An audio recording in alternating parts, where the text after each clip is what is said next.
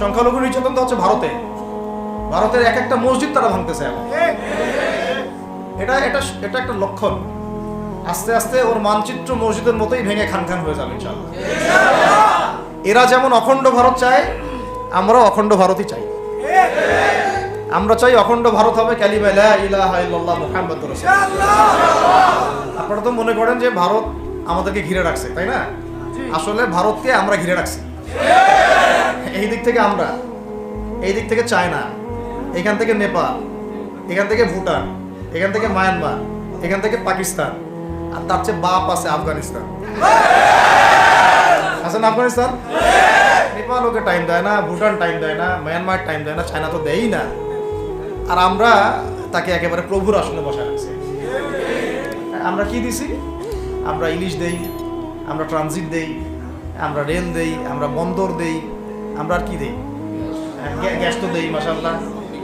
তারপরে পণ্যগুলো তো দিচ্ছি, গার্মেন্টস দিয়ে দিচ্ছি, আমাদের প্রশাসনের মধ্যে লোকজন দিয়ে দিচ্ছি, কর্মী শ্রমিক দিয়ে দিচ্ছি। যদি যদি কখনো বাংলাদেশে দেখা যায় যে দেশের শত্রুরা বা দিনের শত্রুরা বা উগ্রবাদীরা এই দেশের স্বাধীনতা সার্বভৌমত্বের উপর আক্রমণ করে, তখন কি আমাদের উপরে জিহাদ ফরজ হবে কিনা?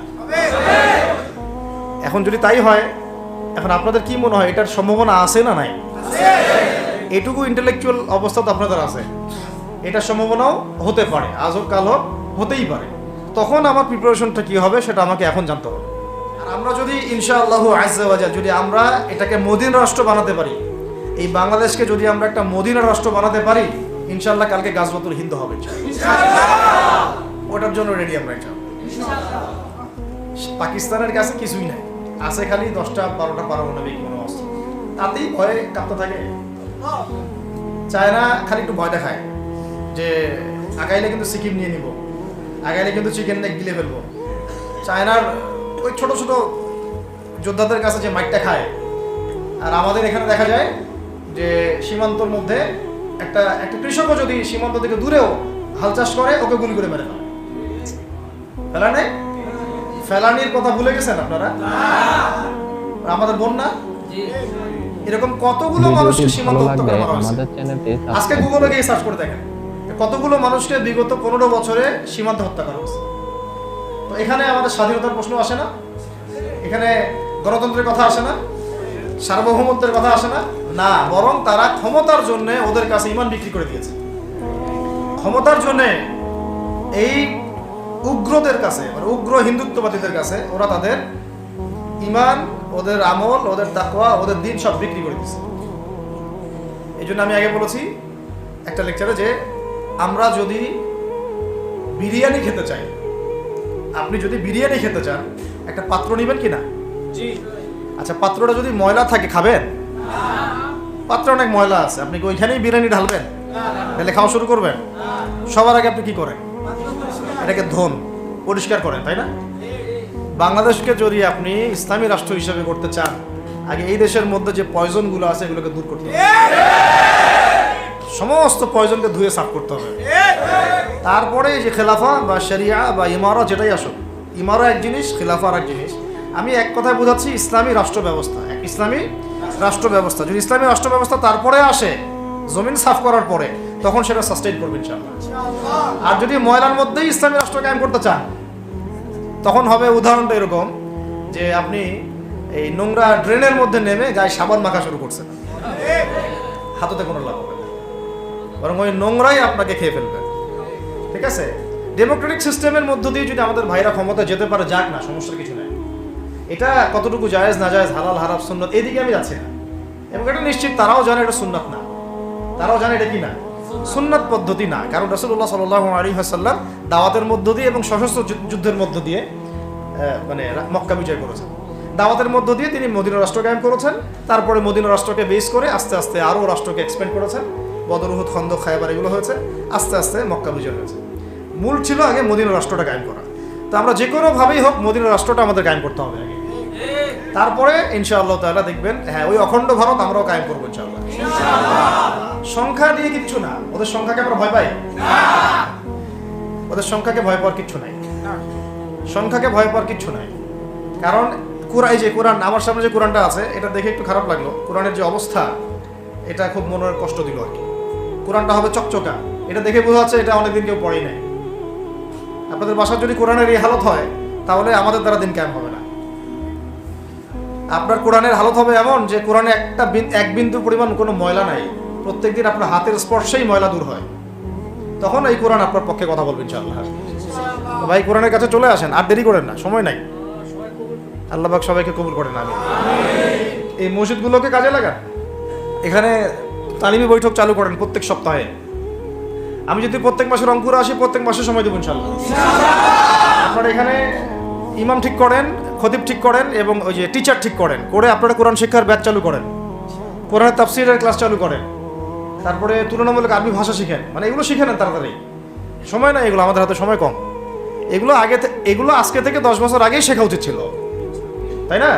কিন্তু আমাদের এই সেকুলার শিক্ষা ব্যবস্থা আপনার জীবন থেকে 20 বছর কেড়ে নিছে।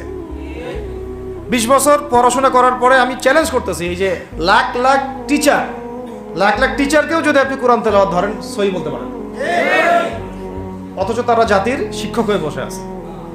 সেকুলার শিক্ষা ব্যবস্থাটা আমাদের জীবন থেকে পুরা ইসলামের হকটাকে নষ্ট করে ফেলছে। আপনার অধিকার ছিল যে আপনি একজন স্কুলের স্টুডেন্ট, আপনি কোরআন পড়তে পারবেন। আপনি একজন কলেজের স্টুডেন্ট, আপনি কোরআনের তাফসীর করতে পারবেন। আপনি একজন ইউনিভার্সিটি পাস করেছেন, আপনি হাদিসও পড়তে পারবেন, এবারও তো দিতে পারবেন, এরাও দিতে পারবেন। এটা আপনার হক ছিল, কিন্তু এই হকটা নষ্ট করছে কারা? এই সেকুলার শিক্ষা ব্যবস্থা নষ্ট করে ফেলছে। এখন তো কিছু করার নাই। তো এটাতে আমাদের দোষ কি? আমাদের দোষ হচ্ছে আমরাই তো তাদেরকে ভোট দিয়ে উপরে উঠেছিলাম। আমাদের বাপরা উঠাইছে, আমাদের বাবারা উঠাইছে, তার বাবারা উঠাইছে। আমরা তো ওই সময় ইনসাফ করি নাই, ফল আমাদেরকে ভোগ করতে হয়েছে। আপনার এই প্রসঙ্গে দুটো কথা বলেই ফেলেন, নাহলে আমি মানে হকাদায় হয় না। একটা মুসলিম ঘরের ছেলে, তার অধিকার নাই প্রাইমারি স্কুলে গিয়ে সে কোরআন শিখবে? আচ্ছা, আমাদের মৌলিক অধিকার কি? খাদ্য, বস্ত্র, বাসস্থান, শিক্ষা, চিকিৎসা, 5টা বলি না? তো কোরআন আমার মৌলিক অধিকার না?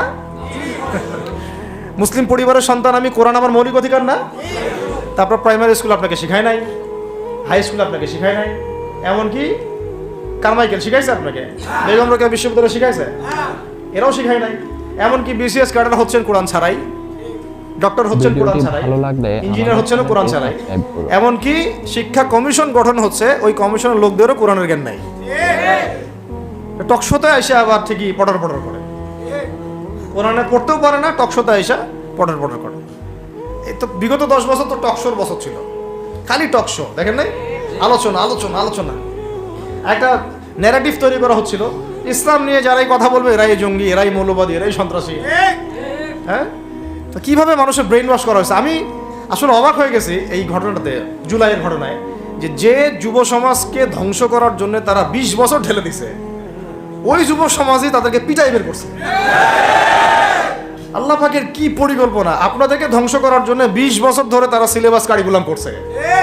আপনাদেরকে শরৎচন্দ্র পড়াইছে, বঙ্কিমচন্দ্র পড়াইছে, হুমায়ুন আহমেদ পড়াইছে, হুমায়ুন আজাদ পড়াইছে, হ্যাঁ শেক্সপিয়ার পড়াইছে, আর কত কি পড়াইছে। কোরআন পড়তে দেয় নাই, নামাজের স্বাধীনতা দেয় নাই, পর্দার স্বাধীনতা দেয় নাই। আমাদের বোন পর্দা করে পরীক্ষা দিতে গেছে, নেকাব খুলে ফেলা হয়েছে, কি করে নাই। কিন্তু ওই ছাত্র জনতার হাতেই পিটানি খেতে হচ্ছে। আল্লাহ পাকের দেখছেন কি একটা মিরাকেল, আল্লাহ পাকের কি মানে কুদরত, কারিশমা। ঠিক কিরকম হয়েছে জানেন? ঘটনাটা হয়েছে এরকম যে ফেরাউনের ঘরেই মুসা আলাইহিস সালামকে আল্লাহ পাক বড় করছে। মাশাআল্লাহ। তো আপনাদেরকে ধ্বংস করার জন্যই কিন্তু এই পলিসিগুলো অ্যাপ্লাই করা হয়েছে। এখন যে আল্লাহ পাকের রহমতে আপনারা বিপদে যান নাই, আলহামদুলিল্লাহ। এখন যেটা আল্লাহ পাক বোঝার তৌফিক দিচ্ছেন, দেখেন আপনারা কোরআন শিখতে পারতেন, এখানে পারেন নাই। শিক্ষা কমিশনের মধ্যে কোরআন নাই। শুধু তাই না, দেখেন 360 জন এমপি মন্ত্রীকে আপনি বসায় দেন, 360 জন এমপি মন্ত্রীকে বসায় তাদের সবাইকে শুধু কিচ্ছু না, আমি বলবো খালি সূরা ফাতিহা তিলাওয়াত করতে বলেন। পারলে শুধু মমতাজ পড়তে পারে নাকি? কারণ তার তো বুখারী মুসলিম সিয়াসিটা পড়া আছে, ওটা পড়া ছিল আর কি, এটা পড়া ছিল, তো হয়তো সে পারতে পারে না। পারলে তো ভালো, খারাপ কিছু না, ঠিক আছে। তো বাকি কেউ কিন্তু পারে না। আর বেশি দেন না, অল্প না, ঠিক আছে, শেষ করতেছি। তো এখন প্রিয় ভাইরা, কথা অনেক হয়ে গেছে। মূল কথা হচ্ছে যে আমাদেরকে এখন একটা নতুন উদ্দেশ্য নিয়ে, টার্গেট নিয়ে, একটা মিশন নিয়ে আগামীকাল থেকে পথ চলতে হবে ইনশাআল্লাহ। প্রথম গন্তব্যটা কি? আমরা বাংলাদেশকে একটা মদিনা রাষ্ট্র কায়েম করতে চাই। সেটা যদি করতেই হয় তাহলে আমাকে কার আদলে করতে হবে, কার সুন্নতে করতে হবে? নবী মুহাম্মদ সাল্লাল্লাহু আলাইহি ওয়াসাল্লামের তরিকায়। এবং তার তরিকার প্রথম কাজটাই হচ্ছে আগে ইলম শিখতে হবে। কি শিখতে হবে? এই মসজিদগুলোকে কাজে লাগান, মাদ্রাসাগুলোকে কাজে লাগান। এবং 2 নম্বর হচ্ছে ইলম একা একা শেখা যাবে না। ইলম একা একা শেখা যাবে না। 20 বছর তো আপনি একা পড়াশোনা করেন নাই, প্রতিষ্ঠান ছিল, ওস্তাদ ছিল, তাই না? টিচার ছিল, আপনার একাডেমিক কারিকুলাম ছিল। ঠিক ওইরকমই দিনের ইলমও একা একা শেখা যাবে না, ওস্তাদ লাগবে। এবং আলহামদুলিল্লাহ আমাদের বাংলাদেশে ওস্তাদদের অভাব নাই আলহামদুলিল্লাহ। প্রত্যেক জেলায় জেলায় উপজেলায় সব জায়গাতেই মুহাক্কিক বরেণ্য আলেমগণ আছেন আলহামদুলিল্লাহ। আর আপনি খুঁজে বের করবেন কে মুহাক্কিক আলেম। আমি কিছু মানে তাদের বৈশিষ্ট্য বলতে পারি, তারা নিজেকে জাহির করেন না, বিনয়ী হন, অহংকারী হন না, তারা এত বেশি আইওয়া শোডাউন এত পছন্দ করেন না, নিজেকে আড়াল করার চেষ্টা করেন, হক কথা বলতে তারা ভয় করেন না, এবং তারা অনেক গভীর জ্ঞানের অধিকারী হওয়া সত্ত্বেও অনেক বেশি বিনয়ী হন না। এগুলো দেখে আপনি চিনবেন, ঠিক আছে? আমাদের সালাফরা তো বলতেন যে মুহাক্কিক মানুষকে পাবেন 2 জায়গায়, এক হচ্ছে মাটির তলে, আরেকটা হচ্ছে জেলখানায়। ঠিক আছে? তো যাই হোক, এখন অনেক বরেণ্য উলামায়ে কেরাম আমাদের সমাজে আছেন, তাদের যে কারোর সাথে অন্তত একজনের সাথে নিসবত রাখেন, অন্তত একজনের সাথে নিসবত রাখেন। ঠিক আছে? তো এটা আমাদের সৌভাগ্য আলহামদুলিল্লাহ যে বাংলাদেশে বহু মাদ্রাসা, বহু কওমি মাদ্রাসা, আলিয়া মাদ্রাসা, অনেক ধরনের মাদ্রাসা আছে। কিছু সংকীর্ণতা বা কিছু সমস্যা আমাদের মধ্যে থাকতে পারে, এটা যে কোনো জায়গায় থাকতে পারে, কিন্তু আলহামদুলিল্লাহ এই খেদমতটুকু আছে বলেই এখন পর্যন্ত দ্বীন ইসলামকে তারা মিটাইতে পারে নাই আলহামদুলিল্লাহ। তো ইলম শিখবো 1 নাম্বার, 2 নাম্বার হচ্ছে ইলম মুহাক্কিক কোন আলেমের সোহবতে শিখবো, একা একা শিখবো না। 3 নাম্বার হচ্ছে যা শিখবো আমলে নিয়ে আসতে হবে। কি বললাম? যা শিখবো আমলে নিয়ে চলে আসতে হবে, ফেলে রাখা যাবে না। আল্লাহ আমাকে তৌফিক দেন, আপনাদের সবাইকে তৌফিক দান করেন। 4 নাম্বার সময় কাজে লাগাইতে হবে, সময় কাজে লাগাইতে হবে। কোনো অবস্থাতেই আর হেলায় ফেলায় সময় নষ্ট করবো না, আমিও করবো না ইনশাল্লাহ, আপনারাও করবেন না ইনশাল্লাহ। 5 নাম্বার হচ্ছে নিজের প্রতিভাকে খুঁজে বের করবেন। সবাইকে আল্লাহ কিছু না কিছু প্রতিভা দিয়েছেন, প্রতিভা খুঁজে বের করে ইসলামের জন্য কাজে লাগাবেন। 6 নাম্বার হচ্ছে যাদের রিজিক হালাল তাদের তো আলহামদুলিল্লাহ কোনো সমস্যা নেই, যাদের হারাম রিজিক আজকে ছাড়তে হবে। কোনো সুদের সাথে সম্পৃক্ত থাকা যাবে না, কোনো ঘুষ, কোনো দুর্নীতি, কোনো মাপে কম দেওয়া, কোনো হারামে আমি খাবো না, আমি কোনো হারামের কাছে যাব না। আর উত্তরবঙ্গের বড় বড় ফেতনাগুলোর মধ্যে এই সুদী এনজিওদের ফেতনাও আছে, কাদিয়ানিদের ফেতনাও আছে, তাই না? তারপরে আপনার এই যে ইসাই মুসলিমদের একটা ফেতনা আছে না, একটা ফেতনা আছে। তারপরে এই আপনার বিড়ি ফ্যাক্টরি, তামাক ফ্যাক্টরি, এগুলো ফেতনা আছে হারাম খাবার। আবার নতুন করে ইসকনের ফেতনাও উত্তরবঙ্গে দেখা যাচ্ছে। তো এই ফেতনাগুলোকে চিহ্নিত করে আপনাকে বেঁচে থাকতে হবে এবং রিজিকটাকে হালাল করে ফেলতে হবে। ঠিক আছে? এর পাশাপাশি হচ্ছে 6 নম্বর বলবো যে পরিবারগুলো গড়ে তুলতে হবে। প্রত্যেকটা পরিবার হবে একটা দুর্গ, মানে আমার পরিবার হচ্ছে আমার একটা ইসলামিক রাষ্ট্রের মতো। এই পরিবারের মধ্যে অনইসলামিক কোনো কাজ চলে না। পরিবারের মালিক কি? আমি না? এখানে কি রাষ্ট্র আমাকে হস্তক্ষেপ করতে পারবে? তা আমার পরিবার আমার কন্ট্রোলে চলবে, একদম ইসলামিক অনুশাসন অনুযায়ী চলবে, ডানে বামে নড়তে পারবে না। এভাবে আপনাকে শক্ত থাকতে হবে। 7 নম্বর হচ্ছে এখন থেকে তাবলীগের কাজ সবাইকে করতে হবে। কতটুকু করবেন? যতটুকু আপনি জানেন, যতটুকু আপনি জানেন। যেটা জানেন না ওটা নিয়ে কথা বলার দরকার নেই। আর সমাজে কিছু ইখতিলাফি মাসালাগুলো আছে যেগুলোকে নিয়ে কিছু মানে মোটা বুদ্ধির মানুষেরা আর কি মসজিদগুলো ভাগ করে ফেলে। ঠিক আছে? এই পাল্লায় পড়া যাবে না। ইখতিলাফি মাসালাগুলো সাহাবীদের যুগ থেকেই ছিল, এগুলো নিয়ে মতবিরোধের সুযোগ নাই। এটা তার কাছে এই মাসালাটা অথেন্টিক মনে হয়, সে আমল করতেছে, করুক। আমার কাছে এই ফিকহের আলোকে এটা বেশি অথেন্টিক মনে হয়, আমি এটা আমল করতেছি। এগুলো নিয়ে কোনো রকমের আর দ্বন্দ্বে যাবেন না। বরং আমরা এখন ঐক্যবদ্ধ হব কিসের ভিত্তিতে? আমরা ঐক্যবদ্ধ হব আকীদা, আমল এবং মানহাজের ভিত্তিতে। আমাদের আকীদা আহলুস সুন্নাহ ওয়াল জামাআর আকীদা থাকবে, আমল থাকবে সাহাবীওয়ালা আমল, এবং মানহাজ থাকবে আমরা সালাফদের আদলে বাংলাদেশে দিন কায়েম করতে চাই। আজকে ইয়াং ভাইদেরকে আমি খালি কয়েকটা নসিহত করতে চাই। আপনাদের জন্য আসা আলোচনা অনেক শুনছেন জীবনে, নামাজ, রোজা, হজ, যাকাতের আলোচনা বহুত শুনছেন আলহামদুলিল্লাহ। তো এখনো যদি আপনারা নামাজ, রোজা, হজ, যাকাত, তাসবিহ, তাহলিল, জিকির, আজগার, কোরআন তেলাওয়াত, আখলাক ঠিক করা, মুরব্বীদের পরামর্শ নিয়ে চলা, উলামায়ে কেরামের সাথে থাকা, এইগুলো যদি এখনো ঠিক না হয়ে থাকে তাহলে ভাই আপনাদেরকে আমি 1 দিন সময় দিচ্ছি ঠিক করে নাও। কয়দিন সময় দিলাম? 1 দিন সময় দিচ্ছি, আপনি ঠিক করে নাও সব। নামাজ ঠিক করে নেন, নিজের গুনাহের জন্য তওবা করেন, হারাম রিজিক থাকলে ছেড়ে দেন, ভালো লাগলে আমাদের পরিবার সাবস্ক্রাইব না গড়ে থাকলে পরিবার গড়েন, তারপরে রিজিকে হারাম থাকলে ছাড়েন, আপনার সন্তানকে মানুষ করেন, মুহাক্কিক বরেণ্য আলেমদের সোহবতে থাকেন, ওলামায়ে কেরামের সাথে থেকে হাত শক্তিশালী করেন, মাদকের সাথে থাকলে ছাড়েন, গান বাজনার সাথে থাকলে ছেড়ে দেন, যত কবিরা গুনাহ সব ছাড়েন, ছেড়ে নিয়াত করেন যে আগামী যদি আমি 10 বছর বাঁচি 10 বছর, 20 বছর বাঁচলে 20 বছর, 100 বছর বাঁচলে 100 বছর আল্লাহর জন্য ঢেলে দিব ইনশাআল্লাহ। এটা আলোচনা আর আমি নতুন করে করতে যাচ্ছি না, অনেক আলোচনা এগুলো হয়েছে। আলোচনা শুরু হচ্ছে কোত্থেকে? এখন আমাদের কাজ আছে একটা। তো আমাদের কাজ, 1 নম্বর কাজ হচ্ছে এখন পরিবর্তিত বাংলাদেশে কোনো ভারতীয় দালালকে আর জায়গা না দেওয়া, একদম সাফ কথা। বরং প্রত্যেকটা ডিপার্টমেন্টে যেখানেই তারা লুকিয়ে আছে ঘাপটি মেরে, এই প্রত্যেকটা ভারতীয় দালালকে এখান থেকে বের করতে হবে। আমি একা বললে আমি পারবো না, আপনি একা বললে আপনি পারবেন না। প্রত্যেকটা এই বয়ানের জায়গা, মিম্বর, খুতবা, ওয়াজ মাহফিলের প্যান্ডেল, আমাদের রাজনৈতিক দলগুলো, আমাদের ইসলামপন্থী দলগুলো যেগুলো আছে, সবার ইমারত থেকে আওয়াজটা আসতে হবে। কারণ এরা যদি আর একটা বার সুযোগ করতে পারে, না থাকবে আপনার দেহ আর না থাকবে আপনার মাথা। এখনই তো আপনাকে হুমকি দিচ্ছে যে কোনো সময় একটা করে গুপ্ত হত্যা করবে এরা। তার আগে চট্টগ্রামে সাইফুল ইসলাম ভাইকে, এক ভাইকে কুপায় মারা হয়েছে, এটার বিচার এখনো হয় নাই। যারা মারছে ওদের পক্ষ নিয়ে আমরা আবার সংখ্যালঘুর স্লোগান তুললাম। এ কেমন সংখ্যালঘু যে আমার ভাইকে জবাই করে হত্যা করে? হ্যাঁ, সংখ্যালঘু নির্যাতন তো হচ্ছে ভারতের এক একটা মসজিদ তারা ভাঙতেছে এখন। এটা একটা লক্ষণ। আস্তে আস্তে ওর মানচিত্র মসজিদের মতোই ভেঙে খান হয়ে যাবে ইনশাআল্লাহ। এরা যেমন অখণ্ড ভারত চায়, আমরাও অখণ্ড ভারতই চাই। আমরা চাই অখণ্ড ভারত হবে কালিমা লা ইলাহা ইল্লাল্লাহ মুহাম্মাদুর রাসূলুল্লাহ। আপনারা তো মনে করেন যে ভারত আমাদেরকে ঘিরে রাখছে, তাই না? আসলে ভারতকে আমরা ঘিরে রাখছি। এই দিক থেকে আমরা, এই দিক থেকে চায়না, এখান থেকে নেপাল, এখান থেকে ভুটান, এখান থেকে মায়ানমার, এখান থেকে পাকিস্তান, আর তার চেয়ে বাপ আছে আফগানিস্তান। আছে না আফগানিস্তান? ওদের সাথে কেউ পারছে এই পর্যন্ত? আফগানের ভাইরা নিজেদেরকে গড়ে নিচ্ছে, এখন বোঝাচ্ছে। এখন কথা হচ্ছে, আমরা একটা কাপুরুষতার পরিচয় দিচ্ছি। নেপাল ওকে টাইম দেয় না, ভুটান টাইম দেয় না, মায়ানমার টাইম দেয় না, চায়না তো দেয়ই না, আর আমরা তাকে একেবারে প্রভুর আসনে বসায় রাখছি। আমরা কি দিছি? আমরা ইলিশ দেই, আমরা ট্রানজিট দেই, আমরা রেল দেই, আমরা বন্দর দেই, আমরা আর কি দেই?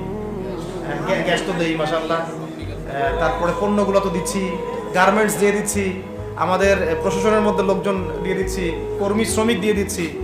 এই জন্যই তো বলি, কেন সে স্ট্যাটাস দেয় যে এই স্বাধীনতা তার স্বাধীনতা, এটাই তো আমরা কারণ। তার মানে তারা আমাদের সার্বভৌমত্বটাকে স্বীকার করে না, তাই না? তারা যদি আমাদের স্বাধীনতা সার্বভৌমত্বকে স্বীকার করতোই, তাহলে তো এরকম স্ট্যাটাস দিত না।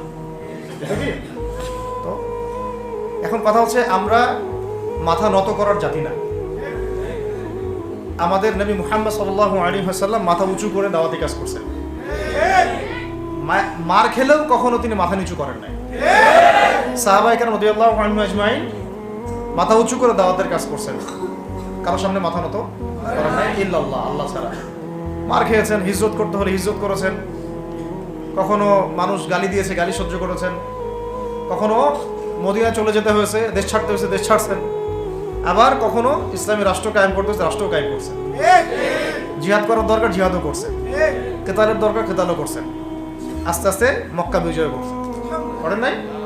সিরাত পড়তে হবে, সিরাতের ধারাগুলো আমাদেরকে বুঝতে হবে। এখন আমরা তো তার উত্তরসূরি, আমরা তাদের উত্তরসূরি। প্রথম কথা হচ্ছে, আমরা আমাদের নতজানু মনোভাবটাকে আগে ত্যাগ করতে হবে, 1 নাম্বার। আর অতীতের জীবনের যে ভুল ত্রুটিগুলো দ্রুত সংশোধন করতে হবে। মানে এখন আর আমাদের হাতে অনেক লম্বা সময় আছে এমন না বিষয়গুলো। কত কি যে দ্রুত হয়ে যাবে আপনি হয়তো ভাবতেও পারবেন। বিশ্বটা খুব দ্রুত চেঞ্জ হচ্ছে। এই অল্প সময়ের মধ্যে আফগানের ভাইরা দাঁড়ায় গেছে, অল্প সময়ের মধ্যে সিরিয়া দেখলেন যে পরিবর্তন হয়ে যাচ্ছে। কিন্তু বাংলাদেশে এখন সেই অবস্থাটা নাই। কিন্তু বাংলাদেশে তাবলীগের মেহনত, আমর বিল মারুফ নাহি আনিল মুনকারের মেহনত ভিডিওটি ভালো লাগলে আমাদের তাবলীগের মেহনত, দাওয়াতের মেহনতটা চলবে। যদি কখনো বাংলাদেশে দেখা যায় যে দেশের শত্রুরা বা দিনের শত্রুরা বা উগ্রবাদীরা এই দেশের স্বাধীনতা সার্বভৌমত্বের উপর আক্রমণ করে, তখন কি আমাদের উপরে জিহাদ ফরজ হবে কিনা? এখন যদি তাই হয়, এখন আপনাদের কি মনে হয় এটার সম্ভাবনা আছে না নাই? এটুকু ইন্টেলেকচুয়াল অবস্থা তো আপনাদের আছে, এটার সম্ভাবনাও হতে পারে, আজ হোক কাল হোক, হতেই পারে। তখন আমার প্রিপারেশনটা কি হবে সেটা আমাকে এখন জানতে হবে। আমার প্রিপারেশনটা কি হওয়া উচিত? প্রথম প্রিপারেশন হওয়া উচিত আগের সমস্ত জিন্দেগিতে যা করছি নিজেকে আল্লাহর দিকে ফিরাই নিয়ে আসে। এটা প্রথম কাজ। যে আল্লাহর দিকে ফিরে আসে নাই, তার সাথে না জিহাদের সম্পর্ক আছে না কিতালের কোনো সম্পর্ক আছে, সে তো আল্লাহর পথেই নাই। তো প্রিয় যুবক ভাইরা, আগে প্রথম কথা হচ্ছে আগে আপনি আল্লাহর দিকে ফিরে আসেন, এক নম্বর। দ্বিতীয় কথা হচ্ছে এরপরে আমাদের প্রয়োজন শারীরিক প্রস্তুতি। যেমনটা বললাম যে কোনো অবস্থাতেই আলেম ওলামাদেরকে, দায়ীদেরকে, মুফতিদেরকে, মুহাদ্দিসদেরকে, মাদ্রাসার শিক্ষকদেরকে, খতিবদেরকে ভিতরে ঢুকতে দেওয়া যাবে না। কারণ আপনাদেরকে যদি ভিতরে নিয়ে যাওয়ার স্কোপ পায় তারা নতুন করে আবারও কেউ, তাহলে আর সুস্থ রাখবে না, ফিজিক্যালি আপনি ঠিক থাকতে পারবেন না। অতএব একটা সামাজিক প্রতিরোধ গড়ে তুলতে হবে সবসময়। মানে একটা এলাকার মধ্যে একজন আলেম আছেন, সেই আলেমকে এলাকা থেকে নিতে পারবে না, তাকে নেওয়ার আগে 100 জনের উপর গুলি চালাইতে হবে, এমন একটা মুভমেন্ট থাকতে হবে। প্রতিবাদ না করলে আপনি বান্দরবনে যান, বান্দরবনের পাহাড়ি এলাকায় গিয়ে কোন একটা পাহাড়ি লোককে উঠাই নিয়ে আসেন, দেখি কত বড় সাহস আছে। আর্মি পর্যন্ত পারে না। কে পারে না? সেনাবাহিনী পারে না। পারে? পাহাড়িরা ওইখানে ঐক্যবদ্ধ হয়ে যায়, ওদের মহিলারা ঝাড়ু নিয়ে সামনে চলে আসে। এই আমাদের বান্দরবনের কথা বলতেছে। ওখানে যে কুকি চিং একটা ফ্রন্ট গঠন করছে সশস্ত্র বিদ্রোহীরা, ওই অংশটুকুকে নিয়ে একটা মাস্টার প্ল্যান আছে ওদের। ওই অংশটুকুতে তারা একটা খ্রিস্টান রাজ্য বা আলাদা একটা পাহাড়িদেরকে নিয়ে একটা রাষ্ট্র প্রতিষ্ঠা করতে চায়। এটা ওদের স্বপ্ন আর কি। এই উদ্দেশ্যে তারা হাঁটতেছে এবং তারা অস্ট্রের ভাষায় কথা বলে। ওখানে তারা পতাকা বানাইছে, মানচিত্র বানাইছে, এমনকি লাস্ট টাইম আমরা ওখানে গিয়ে শুনলাম যে মুদ্রাও নাকি বানাচ্ছে। মুদ্রা বুঝতেছেন বিষয়টা কত ডিপ? আমাদের রাষ্ট্রে যে কত সমস্যা, আর জানি না যারা দায়িত্বে আছে তারা কি করতেছে, আসলে কোন দিকটা সামাল দিচ্ছে। অর্থনৈতিক দিকটা দেখবে না এই পাহাড়ি এলাকার সমস্যাগুলো মেটাবে, নাকি আমাদের মুসলিম উম্মার অভ্যন্তরীণ সমস্যাটা মেটাবে, না শহীদ ভাইদের খবর নিবে, না পঙ্গু ভাইরা যারা পড়ে আছে হাসপাতালে তাদের খবর নিবে? সিনেমা দেখতে বসে গেছে। কোন আক্কেলে সিনেমা দেখেন আপনি? সিনেমা দেখার সময় কোথায় আপনার? সিনেমা দেখার সময় কোথায়? এই যে যতগুলো ভাই শহীদ হয়েছে তাদের পরিবারের খোঁজখবর নেওয়া লাগবে না? এবং যতগুলো ভাই এখন হাসপাতালে কাতরাচ্ছে তাদের সঙ্গে হাজার হাজার ছাত্র ভাই, তাদের চিকিৎসা করানো লাগবে না? যত মানুষকে গুম করা হয়েছে ওদেরকে মুক্ত করা লাগবে না? তারাও তো জানে এটা অন্যায়, এবং যারা করে তারাও বলে এটা অন্যায়। জানেন, যারা করে তারাও বলে এটা অন্যায়। এবং আমাকেও বলেছিল যে, আমি জিজ্ঞাসা করেছিলাম যে আমাকে যদি মানে প্রকাশ্য কোর্টে চালান করে দেওয়া হয় এবং জাতির সামনে বলা হয় যে আমাকে গুম করা হয়েছে, এবং এরপর যদি বলা হয় যে আমাকে গুম করার পরে কোনো রকমের নেগেটিভ কিছু পাওয়া যায় নাই তাই আমরা ছেড়ে দিয়েছি, এই কথাটা কি বলা যাবে কি জানে না? তারা বলছে যে না, এটা বলা যাবে না, কারণ এই কাজটা তো মানবতা বিরোধী অপরাধ, এটা বললে তো সবাই আবার বুঝে ফেলবে। তো এই হলো অবস্থা। ওখানে আমরা বুঝেছি যে বাংলাদেশের প্রশাসনে দুইটা ভাগ আছে। একটা ভাগ হচ্ছে মারাত্মক রকমের ইসলাম প্রিয় এবং দেশপ্রেমিক, মাশাআল্লাহ, আমরা তাদেরকে স্যালুট জানাই, কিন্তু আপনারা ভুল জায়গায় শ্রম দিচ্ছেন, আপনারা ভুল জায়গায় মেধা, শ্রম এবং আপনাদের জীবন নষ্ট করতেছেন। আপনাদের থাকা দরকার ছিল ওলামায়ে কেরামদের সাথে, তাহলে আপনাদেরকে টক্কর দিয়ে কেউ সামনে যেতে পারতো না। আপনারা খালিদ বিন ওয়ালিদ হতে পারতেন আমাদের, আপনারা কিন্তু ওমর ইবনে খাত্তাব হতে পারতেন। ওইখানে ঢুকে আপনারা শুধুমাত্র দুনিয়ার স্বার্থে সব নষ্ট করতেছেন। আমাদেরকে বলা হচ্ছে হুজুর বদদোয়া করিয়েন না, হুজুর ছেড়ে দিচ্ছেন, আমাদেরকে বদদোয়া দিয়েন না আবার বের হয়ে। আমাদের চাকরি এটা, ডিউটি এটা। এক ভাই আমাকে কোরআন এনে দিয়েছিল, নির্জনতা তো, ওখানে নির্জনতার সঙ্গে হচ্ছে কোরআন এবং নামাজ। তো এক ভাই দেখেছে আমি একটু নির্জন, মন খারাপ বসে আছে, একটা কোরআন নিয়ে এসে দিয়েছে, হুজুর কোরআন পড়েন আপনি, মন ভালো। আর একজন এসে কোরআন নিয়ে চলে গেছে। কোরআন পড়ে ওখানে যদি আপনি আবার উল্টাপাল্টা কিছু করেন, ওদের নিয়ম নাই কোরআন দেওয়া। ভিডিওটি কোরআন ভালো দেওয়ার কি লাগলে নাই? আমাদের চ্যানেলটি নিয়ম নাই। সাবস্ক্রাইব করুন। তো এই হলো অবস্থা। কথা হচ্ছে যে এই ভাইদেরকে মুক্ত করাও তো তাদের কাজ ছিল। যে ওলামায়ে কেরামদের একজনের উপরে 3টা 4টা 5টা 10টা করে মামলা এখনো ঝুলতেছে, তাদেরকে মুক্ত করা উচিত ছিল না? আর এই পুরো জুলুমের পিছনে যত জালেম ইনভলভ ছিল তাদেরকে আইডেন্টিফাই করে ভিতরে ঢুকানো উচিত ছিল না? হয়েছে সব কিছু? এই জিনিসগুলোর মধ্যে অনেক গ্যাপস আছে। এগুলো যদি এভাবে চলতে থাকে ভিডিওটি তাহলে ভালো লাগলে আগামীতে আমরা যারা আমাদের ইসলামিক চ্যানেলটি রাজনীতি সাবস্ক্রাইব করবো বলে চিন্তা করতেছি বা ইসলামকে রাষ্ট্র ক্ষমতা নিতে চাই, আমরাও কিন্তু বেগ পাবো, আর ভালো রকমের বেগ পাইতে হবে। আর বিগত সময় আমরা অনেক ভুল করছি, যেমন মন খারাপ করেন না এগুলো। আমরা ভুল করছি এই যে আমরা সেকুলারদেরকে অনেক বিশ্বাস করে ফেলছি, ওদের সাথে জোট করতে গেছি, ঠিক আছে, ওদেরকে আমরা ভাই বোন করার চেষ্টা করছি। আসলে এদের সাথে আর কাফেরদের সাথে কোনো পার্থক্য নেই। সেকুলারিজমে যারা আছে আর কুফার যারা, এদের মধ্যে কোনো পার্থক্য নেই। ওই কালিমা পড়া না পড়ার পার্থক্য, তো বাকি আপনার পিঠে ছুরি এরাও মারবে ওরাও মারবে। আমাদের টার্গেট হচ্ছে এখন একটা ইসলামপন্থী সরকারকে রাষ্ট্র ক্ষমতায় নিয়ে যাওয়া। এটা আমাদের এখন প্রধান টার্গেট। এখন আমাদের এজেন্ডা স্পষ্ট, কোনো গোপন এজেন্ডা নাই। আমাদের কি নাই? কোনো গোপন এজেন্ডা নেই। আমরা চাই বাংলাদেশে এখন একটা ইসলামপন্থী রাষ্ট্র ব্যবস্থা গড়ে উঠুক, ইসলামপন্থী সরকার শাসন ক্ষমতায় আসুক। এটার জন্য আপনাদের সবার ভূমিকা আছে। কেউ কথা দিয়ে ভূমিকা রাখবেন, কেউ লিখবেন, কেউ বলবেন, কেউ যেভাবে হোক আপনাকে ভূমিকা তো রাখতেই হবে। কারো বসে থাকার সুযোগ নেই এখন আর। এই রাষ্ট্রটাকে ইসলামিক রাষ্ট্র হিসেবে গড়ার দায়িত্ব এখন সবার কাঁধে আসছে। আমরা আমাদের জায়গা থেকে বলতেছি, বাকি কাজ কিন্তু আপনাদেরকে করতে হবে। আল্লাহ পাক করার তৌফিক দান করেন। আর ইসলামপন্থী ভাইদের আপোষের যে দূরত্ব, এটা কমায় ফেলতে হবে। এই দূরত্ব রাখা যাবে না। ইখতিলাফ আছে থাক, যদি আকীদাগত মৌলিক কোনো পার্থক্য না থাকে, আমরা তো ভাই ভাই নাকি? আমাদের চেয়ে কি মানে সেকুলাররা আমাদের বেশি বড় ভাই? আমাদের চেয়ে কি ওই যে নাস্তিক মুরতাদরা আমাদের বড় ভাই? কমিউনিজমে যারা আছে ওরা আমাদের বড় ভাই? না এই গণতন্ত্রপন্থী যারা একবারে কট্টর, ওরা আমাদের দিনী ভাই নাকি? আমাদের তো ভাই, সোজা কথা হচ্ছে ইন্নামাল মুমিনুনা ইখওয়া, ইন্নামাল মুমিনুনা, মুমিন যারা মুমিন, মুমিন ভাই। মুমিনে মুমিনে কি ভাই, খালাস। আল মুসলিম ওয়া আখুল মুসলিম, মুসলিমের ভাই কি মুসলিম, খালাস, এইটুক। মুসলিম আমার ভাই, মুসলিম আমার ভাই। এখন যারা এদেশের রাষ্ট্র ক্ষমতায় ইসলামকে চায় না, তারা আমাদের ভাই না। সে যে কোনো নামে আসুক, এক্স ওয়াই জেড, দেখার দরকার। এক্স নামে আসুক, ওয়াই নামে আসুক, জেড নামে আসুক, যারা রাষ্ট্র ব্যবস্থা ইসলামকে চায় না, তারা আমার ভাই না। সোজা কথা। এবং রাষ্ট্র ব্যবস্থা ইসলাম চায় যে ভাইরা আমাদের, ওই ভাইদেরকে একসাথে থাকতে হবে। আল্লাহর কসম করে বলতেছি, ইনশাআল্লাহ যদি এই ভাইরা আমরা একসাথে থাকতে পারি, এর সাথে আমরা দায়ীরা, তালেবে ইলমরা এবং আপনারা তো যুব সমাজ আছেন, আমাদেরকে টক্কর দিয়ে বাংলাদেশের রাষ্ট্র ক্ষমতায় কেউ যাইতে পারবে না ইনশাআল্লাহ। সবাইকে ভূমিকা রাখতে হবে। এখন অন্য আলোচনা চেয়ে এই আলোচনাটাই বেশি দরকার। অন্য আলোচনা অনেক শুনছেন জীবনে, এখন বাংলাদেশের দরকার একটা ইসলামপন্থী রাষ্ট্র ব্যবস্থা। এর বাইরে কোনো আলাপ নাই। এটা প্রতিষ্ঠা করার জন্য কি করতে হবে সেটা ফিকির করা নেই। তো কি করতে হবে বলেন? প্রথম কথা হচ্ছে আমাদেরকে আগে বৈশ্বিক জালেমদেরকে চিহ্নিত করতে হবে। পুরো বিশ্বে কারা জালেম, এটা কি চিন্তা করা বাকি আছে? এই কথা বলতে যে ভয় পায়, তার তো নবীর ওয়ারিস হওয়ার দাবি করা উচিত না।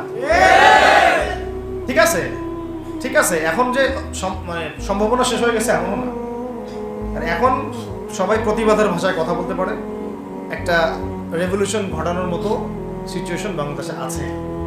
অন্তত পক্ষে আমাদের ভাইদের মধ্যে আমরা দেখেছি, ছাত্র ভাইদের মধ্যে সাহস তো মাশাআল্লাহ অবশ্যই আছে, ডেডিকেশন আছে, জীবন দেওয়ার মানসিকতা আছে। তাদেরকে খালি নার্সিং করতে হবে, জীবনটা যেন ভুল পথে না যায়। এখন আবু সাঈদের রক্তের উপর দাঁড়ায় যদি কোনো সেকুলার ক্ষমতায় আসে, তাহলে এটা আবু সাঈদের রক্তের সাথে গাদ্দারি হচ্ছে। এই মুগ্ধদের রক্তের উপর সিঁড়ি বানায় যদি কোনো জাতীয়তাবাদীরা আর ওই সেই গণতন্ত্রপন্থীরা, ওই ইসলামের দুশ্মনরা, ওই ভারতের দালাল্লাই যদি ক্ষমতায় আসে, তাহলে এটা ওদের রক্তের সাথে গাদ্দারি হচ্ছে। এই গাদ্দারির মাফ হবে না। এইটা পলাশির যুদ্ধের চেয়ে বড় মীর জাফরি হয়েছে, এটা ৭১-এর চেয়ে বড় রাজাকারী হয়েছে। আপনারা বলেন যে দেখেন, ভালো করে বুঝেন, গুম হয়েছে এক শ্রেণী, আমার কথা মন খারাপ করে না, এক শ্রেণী গুম হয়ে গেছে, এক শ্রেণী ক্রসফায়ার, এক শ্রেণীর শাপলা চত্বরে রক্ত দিছে, তাই নাই? এক শ্রেণী ওলামায়ে কেরাম মামলা নিয়ে ঘুরে বেড়াচ্ছে মাথার উপরে, এক শ্রেণীর ছাত্র ভাইরা রাস্তায় শহীদ হলো, আরেক শ্রেণীর ছাত্র ভাইরা পঙ্গু হয়ে হাসপাতালে বেডে পড়ে আছে, ক্ষমতায় গেছে কারা? নতুন এক শ্রেণী। ভিডিওটি ভালো লাগলে আমাদের চ্যানেল এবং ওখানে এমন কিছু মানুষ আছে যাদের সাথে আন্দোলনের কোনো সম্পর্কই ছিল না, সম্পূর্ণ উড়ে এসে জুড়ে বসছে তারা। তাহলে এখানে ইসলামিক রাজনৈতিক দলগুলোকে সামনে রাখা যাইত, তাদের থেকে তো উপদেষ্টা একটাও নেয় নাই। জামাত ইসলাম থেকে একটা উপদেষ্টা নিছে কিনা? হেফাজত ইসলাম থেকে কোনো উপদেষ্টা নিছে কিনা? আমাদের চরমনায় থেকে একটা উপদেষ্টা নিছে কিনা বলেন? তার মানে রাষ্ট্র গঠনে আমাদের কোনো ভূমিকা নাই না। আমাদেরকে বুঝাইছে যে আপনারা পরে আসে ইলেকশন দিব, তখন আপনারা ইলেকশন লইলেন। কাকে বিশ্বাস করবেন আপনি? বিশ্বাসটা করবেন কাকে? যখন মোস্তফা সরোয়ার ফারুকের মধ্যে একজন উপদেষ্টা হচ্ছে, বিশ্বাসটা আপনি করবেন? সারা জীবন মানুষকে পরকীয়া শিখাচ্ছে, তার কোন যোগ্যতায় সে উপদেষ্টা হচ্ছে? আচ্ছা, একটা কাজ করেন, এটা উপদেষ্টা করার জন্য একটা পরীক্ষা নেন না, দেখি বিসিএস এর মতো, দেখেন না এটা পাস করে কিনা। অথবা আপনি একটা কাজ করেন, ইসলামিক সেন্সের পরীক্ষা নেন, দেখেন কুরআন তেলাওয়াত করতে পারে কিনা। কিসের ভিত্তিতে হলো? এই সমস্যাগুলো থেকে গেছে। তারপরেও যা হয়ে গেছে। এখন আমাদের যেটা কথা সেটা হচ্ছে, আমরা তো আমাদের চ্যানেলটি সাবস্ক্রাইব করতে ভুলবেন না। আমরা যে শান্তিপূর্ণভাবে ইসলাম প্রতিষ্ঠা করি, কিন্তু সবথেকে প্রয়োজনে যদি তারা কমেন্টে জানিয়ে দেন। আমাদের উপর জুলুমের ভাষা বেছে নেয়, আমাদের তাহলে আমরা অবশ্যই এবার প্রতিবাদের ভাষা বেছে নেব। আপনার সবার আগে জরুরি হচ্ছে যুবকদেরকে অবশ্যই এক কাতারে কমেন্টে থাকা, জানিয়ে যাবেন। ইসলামপন্থী ভাইদের সাথে থাকা, ইসলামী সংগঠনের সাথে থাকা, এবং নাম XYZ যেটাই হোক না কেন, নাম XYZ হতে পারে, আপোষে ভাই ভাই হয়ে থাকা। এটাতে যদি ভাই আমরা এবার ভুল করি, আল্লাহর কসম করে বলতেছি, আল্লাহ না করুক, এরপরে যদি মায়ের আসে, না আপনি বাঁচবেন না আমি বাঁচবেন, কেউই না, ইনশাআল্লাহ ওই দিন আসবে না। আর আমরা যদি ইনশাআল্লাহু আজ্জা ওয়া জাল যদি আমরা এটাকে মদিনা রাষ্ট্র বানাতে পারি, এই বাংলাদেশকে যদি আমরা একটা মদিনা রাষ্ট্র বানাতে পারি, ইনশাআল্লাহ কালকে গাজওয়াতুল হিন্দ হবে ইনশাআল্লাহ। ওটার জন্য রেডি আমরা ইনশাআল্লাহ। পাকিস্তানের কাছে কিছুই নাই, আছে খালি 10টা 12টা পারমাণবিক কোনো অস্ত্র, তাতেই ভয়ে কাঁপতে থাকে। চায়না খালি একটু ভয় দেখায় যে আগাইলে কিন্তু সিকিম নিয়ে নিব, আগাইলে কিন্তু চিকেন নেক গিলে ফেলবো।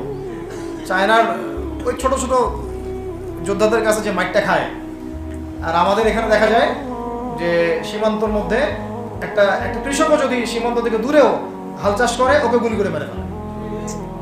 ফেলা নেই, ফেলানির কথা ভুলে গেছেন আপনারা? আমাদের বন্যা, এরকম কতগুলো মানুষকে সীমান্ত হত্যা করে মারা হয়েছে। আজকে গুগলে গিয়ে সার্চ করে দেখেন কতগুলো মানুষকে বিগত 15 বছরে সীমান্ত হত্যা করা হয়েছে। তো এখানে আমাদের স্বাধীনতার প্রশ্ন আসে না, এখানে গণতন্ত্রের কথা আসে না, সার্বভৌমত্বের কথা আসে না, না, বরং তারা ক্ষমতার জন্য ওদের কাছে ঈমান বিক্রি করে দিয়েছে। ক্ষমতার জন্য এই উগ্রদের কাছে, মানে উগ্র হিন্দুত্ববাদীদের কাছে ওরা তাদের ঈমান, ওদের আমল, ওদের তাকওয়া, ওদের দিন সব বিক্রি করে দিয়েছে। এই জন্য আমি আগে বলেছি একটা লেকচারে যে আমরা যদি বিরিয়ানি খেতে চাই, আপনি যদি বিরিয়ানি খেতে চান, একটা পাত্র নেবেন কি না? আচ্ছা, পাত্রটা যদি ময়লা থাকে খাবেন? পাত্রে অনেক ময়লা আছে, আপনি কি ওইখানেই বিরিয়ানি ঢালবেন? তাহলে খাওয়া শুরু করবেন? সবার আগে আপনি কি করেন? এটাকে ধোন, পরিষ্কার করেন, তাই না? বাংলাদেশকে যদি আপনি ইসলামী রাষ্ট্র হিসেবে করতে চান, আগে এই দেশের মধ্যে যে পয়জনগুলো আছে এগুলোকে দূর করতে হবে, সমস্ত পয়জনকে ধুয়ে সাফ করতে হবে। তারপরে যে খেলাফা বা শরিয়া বা ইমারা যেটাই আসুক, ইমারা এক জিনিস, খেলাফা আর এক জিনিস। আমি এক কথায় বোঝাচ্ছি ইসলামী রাষ্ট্র ব্যবস্থা, ইসলামী রাষ্ট্র ব্যবস্থা। যদি ইসলামী রাষ্ট্র ব্যবস্থা তারপরে আসে, জমিন সাফ করার পরে, তখন সেটা সাস্টেইন করবে ইনশাআল্লাহ। আর যদি ময়লার মধ্যেই ইসলামী রাষ্ট্র কায়েম করতে চান, তখন হবে উদাহরণটা এরকম যে আপনি এই নোংরা ড্রেনের মধ্যে নেমে গায়ে সাবান মাখা শুরু করছেন, হাততে কোনো লাভ হবে না, বরং ওই নোংরাই আপনাকে খেয়ে ফেলবে। ঠিক আছে? ডেমোক্রেটিক সিস্টেমের মধ্য দিয়ে যদি আমাদের ভাইরা ক্ষমতা যেতে পারে, ভিডিওটি ভালো লাগলে আমাদের চ্যানেলটি এটা কতটুকু জায়েজ না জায়েজ, হালাল হারাম, সুন্নাত, এদিকে আমি যাচ্ছি না। এবং এটা নিশ্চিত তারাও জানে এটা সুন্নাত না, তারাও জানে এটা কি না, সুন্নাত পদ্ধতি না। কারণ রাসূলুল্লাহ সাল্লাল্লাহু আলাইহি ওয়াসাল্লাম দাওয়াতের মধ্য দিয়ে এবং সশস্ত্র যুদ্ধের মধ্য দিয়ে মানে মক্কা বিজয় করেছেন। দাওয়াতের মধ্য দিয়ে তিনি মদিনা রাষ্ট্র কায়েম করেছেন। তারপরে মদিনা রাষ্ট্রকে বেস করে আস্তে আস্তে আরও রাষ্ট্রকে এক্সপেন্ড করেছেন। বদর, উহুদ, খন্দক, খায়বার এগুলো হয়েছে, আস্তে আস্তে মক্কা বিজয় হয়েছে। মূল ছিল আগে মদিনা রাষ্ট্রটা কায়েম করা। তো আমরা যে কোনোভাবেই হোক মদিনা রাষ্ট্রটা আমাদের কায়েম করতে হবে আগে, তারপরে ইনশাআল্লাহ তাআলা দেখবেন হ্যাঁ ওই অখণ্ড ভারত আমরাও কায়েম করবো ইনশাআল্লাহ। সংখ্যা দিয়ে কিচ্ছু না, ওদের সংখ্যাকে আমরা ভয় পাই না, ওদের সংখ্যাকে ভয় পাওয়ার কিচ্ছু নাই, সংখ্যাকে ভয় পাওয়ার কিচ্ছু নাই। কারণ এই যে কোরআন আমার সামনে যে কোরআনটা আছে এটা দেখে একটু খারাপ লাগলো, কোরআনের যে অবস্থা এটা খুব মনের কষ্ট দিল আর কি। কোরআনটা হবে চকচকা, এটা দেখে বোঝা যাচ্ছে এটা অনেকদিন কেউ পড়েই নাই। আপনাদের বাসার যদি কোরআনের এই হালত হয় তাহলে আমাদের দ্বারা দিন কায়েম হবে না। আপনার কোরআনের হালত হবে এমন যে কোরআনে এক বিন্দু পরিমাণ কোনো ময়লা নাই, প্রত্যেকদিন আপনার হাতের স্পর্শেই ময়লা দূর হয়, তখন এই কোরআন আপনার পক্ষে কথা বলবেন ইনশাআল্লাহ। ভাই কোরআনের কাছে চলে আসেন, আর দেরি করেন না, সময় নাই। আল্লাহ পাক সবাইকে কবুল করেন, আমিন। এই মসজিদগুলোকে কাজে লাগান, এখানে তালিমি বৈঠক চালু করেন প্রত্যেক সপ্তাহে। আমি যদি প্রত্যেক মাসে রংপুরে আসি প্রত্যেক মাসে সময় দেবো ইনশাআল্লাহ। আপনারা এখানে ইমাম ঠিক করেন, খতিব ঠিক করেন এবং ওই যে টিচার ঠিক করেন, করে আপনারা কোরআন শিক্ষার ব্যাচ চালু করেন, কোরআনের তাফসীরের ক্লাস চালু করেন, তারপরে তুলনামূলক আরবি ভাষা শিখেন, মানে এগুলো শিখে নেন তাড়াতাড়ি।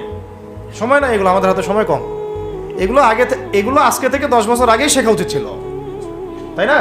কিন্তু আমাদের এই সেকুলার শিক্ষা ব্যবস্থা আপনার জীবন থেকে 20 বছর কেড়ে নিছে। 20 বছর পড়াশোনা করার পরে আমি চ্যালেঞ্জ করতেছি, এই যে লাখ লাখ টিচারকেও যদি আপনি কোরআন তেলাওয়াত ধরেন সহি বলতে পারেন, অথচ তারা জাতির শিক্ষক হয়ে বসে আছে। সেকুলার শিক্ষা ব্যবস্থাটা আমাদের জীবন থেকে পুরা ইসলামের হকটাকে নষ্ট করে ফেলছে। আপনার অধিকার ছিল যে আপনি একজন স্কুলের স্টুডেন্ট, আপনি কোরআন পড়তে পারবেন, আপনি একজন কলেজের স্টুডেন্ট, আপনি কোরআনের তাফসীর করতে পারবেন, আপনি একজন ইউনিভার্সিটি পাস করেছেন, আপনি হাদিসও পড়তে পারবেন, এবারও তো দিতে পারবেন, এরাও দিতে পারবেন, এটা আপনার হক ছিল। কিন্তু এই হকটা নষ্ট করছে কারা? এই সেকুলার শিক্ষা ব্যবস্থা নষ্ট করে ফেলছে। এখন তো কিছু করার নাই। তো এটাতে আমাদের দোষ কি? আমাদের দোষ হচ্ছে আমরাই তো তাদেরকে ভোট দিয়ে উপরে উঠেছিলাম।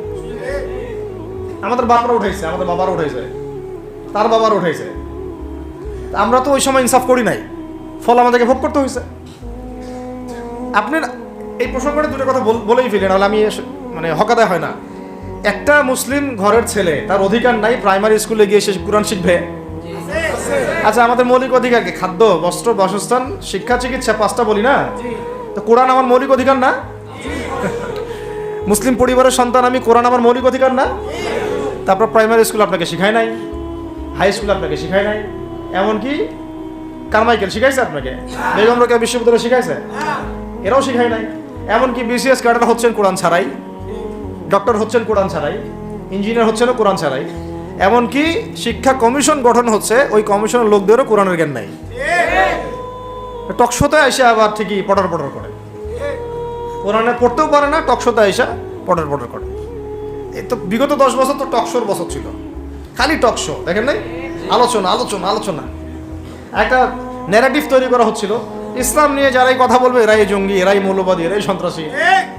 হ্যাঁ, তো কিভাবে মানুষের ব্রেইন ওয়াশ করা হয়েছে। আমি আসলে অবাক হয়ে গেছি এই ঘটনাটাতে, জুলাইয়ের ঘটনায়, যে যুব সমাজকে ধ্বংস করার জন্য তারা 20 বছর ঢেলে দিছে, ওই যুব সমাজই তাদেরকে পিটাই বের করছে। আল্লাহ পাকের কি পরিকল্পনা! আপনাদেরকে ধ্বংস করার জন্য 20 বছর ধরে তারা সিলেবাস কারিকুলাম করছে।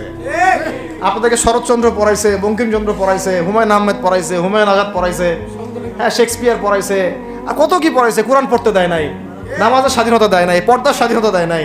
আমাদের বোন পর্দা করে পরীক্ষা দিতে গেছে, নেকাব খুলে ফেলা হয়েছে, কি করে নাই। কিন্তু ওই ছাত্র জনতার হাতেই পিটানি খাইতে হয়েছে। আল্লাহ পাকের দেখছেন কি একটা মিরাকেল, আল্লাহ পাকের কি মানে কুদরত, কারিশমা। ঠিক কিরকম হয়েছে জানেন? ঘটনাটা হয়েছে এরকম যে ফেরাউনের ঘরেই মুসা আলাইহিস সালামকে আল্লাহ পাক বড় করছে। মাশাআল্লাহ। তো আপনাদেরকে ধ্বংস করার জন্যই কিন্তু এই পলিসিগুলো অ্যাপ্লাই করা হয়েছিল। এখন যে আল্লাহ পাকের রহমতে আপনারা বিপদে যান নাই, আলহামদুলিল্লাহ। এখন যেটা আল্লাহ পাক বোঝার তৌফিক দিচ্ছেন, দেখেন আপনারা কোরআন শিখতে পারতেন, এখানে পারেন নাই। শিক্ষা কমিশনের মধ্যে কোরআন নাই। শুধু তাই না, দেখেন 360 জন এমপি মন্ত্রীকে আপনি বসায় দেন, 360 জন এমপি মন্ত্রীকে বসায় তাদের সবাইকে শুধু কিচ্ছু না, আমি বলবো খালি সূরা ফাতিহা তিলাওয়াত করতে পারে, পারলে শুধু মমতাজ পড়তে পারে নাকি? কারণ তার তো বুখারী মুসলিম সিয়াসিত তার পড়া আছে, ওটা পড়া ছিল আর কি, এটা পড়া ছিল, তো হয়তো সে পারতে পারে না, পারলে তো ভালো, খারাপ কিছু না, ঠিক আছে। তো বাকি কেউ কিন্তু পারে না। দেখ, আর বেশি দেন না, অল্প না, ঠিক আছে, শেষ করতেছি। তো এখন প্রিয় ভাইরা, এখন কথা অনেক হয়ে গেছে। মূল কথা হচ্ছে যে আমাদেরকে এখন একটা নতুন উদ্দেশ্য নিয়ে, টার্গেট নিয়ে, একটা মিশন নিয়ে আগামীকাল থেকে পথ চলতে হবে ইনশাআল্লাহ। প্রথম গন্তব্যটা কি? আমরা বাংলাদেশকে একটা মদিনা রাষ্ট্র কায়েম করতে চাই। সেটা যদি করতেই হয় তাহলে আমাকে কার আদলে করতে হবে, কার সুন্নতে করতে হবে?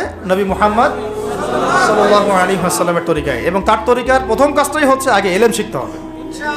কি শিখতে হবে? এই মসজিদগুলোকে কাজে লাগান, মাদ্রাসাগুলোকে কাজে লাগান। এবং 2 নম্বর হচ্ছে ইলম একা একা শেখা যাবে না। ইলম একা একা শেখা যাবে না। 20 বছর তো আপনি একা পড়াশোনা করেন নাই। প্রতিষ্ঠান ছিল, ওস্তাদ ছিল, তাই না? টিচার ছিল, আপনার একাডেমিক কারিকুলাম ছিল। ঠিক ওইরকমই দিনের ইলমও একা একা শেখা যাবে না, ওস্তাদ লাগবে। এবং আলহামদুলিল্লাহ আমাদের বাংলাদেশে ওস্তাদের অভাব নাই। প্রত্যেক জেলায় জেলায়, উপজেলায়, সব জায়গাতেই মুহাক্কিক বরেণ্য আলেমগণ আছেন আলহামদুলিল্লাহ। আর আপনি খুঁজে বের করবেন কে মুহাক্কিক আলেম। আমি কিছু মানে তাদের বৈশিষ্ট্য বলতে পারি যে তারা নিজেকে জাহির করেন না, বিনয়ী হন, অহংকারী হন না। তারা এত বেশি আইওয়া শোডাউন এত পছন্দ করেন না, নিজেকে আড়াল করার চেষ্টা করেন, হক কথা বলতে তারা ভয় করেন না। এবং তারা অনেক গভীর জ্ঞানের অধিকারী হওয়া সত্ত্বেও অনেক বেশি বিনয়ী হন না। এগুলো দেখে আপনি চিনবেন, ঠিক আছে? আমাদের সালাফরা তো বলতেন যে মুহাক্কিক মানুষকে পাবেন 2 জায়গায়, এক হচ্ছে মাটির তলে, আরেকটা হচ্ছে জেলখানায়। ঠিক আছে? তো যাই হোক, এখন অনেক বরেণ্য উলামায়ে কেরাম আমাদের সমাজে আছেন। তাদের যে কারোর সাথে অন্তত একজনের সাথে নিসবত রাখেন, অন্তত একজনের সাথে নিসবত রাখেন, ঠিক আছে? তো এটা আমাদের সৌভাগ্য আলহামদুলিল্লাহ যে বাংলাদেশে বহু মাদ্রাসা, বহু কওমি মাদ্রাসা, আলিয়া মাদ্রাসা, অনেক ধরনের মাদ্রাসা আছে। কিছু সংকীর্ণতা বা কিছু সমস্যা আমাদের মধ্যে থাকতে পারে, এটা যে কোনো জায়গায় থাকতে পারে, কিন্তু আলহামদুলিল্লাহ এই খেদমতটুকু আছে বলেই এখন পর্যন্ত দ্বীন ইসলামকে তারা মিটাইতে পারে নাই আলহামদুলিল্লাহ। তো ইলম শিখবো 1 নাম্বার, 2 নাম্বার হচ্ছে ইলম মুহাক্কিক কোন আলেমের সোহবতে শিখবো একা একা। ভিডিওটি ভালো লাগলে আমাদের চ্যানেলটি সাবস্ক্রাইব করতে ভুলবেন না। আপনার কাছে কোন হুজুরের ওয়াজ সবচাইতে বেশি ভালো লাগে তা অবশ্যই কমেন্টে জানিয়ে যাবেন।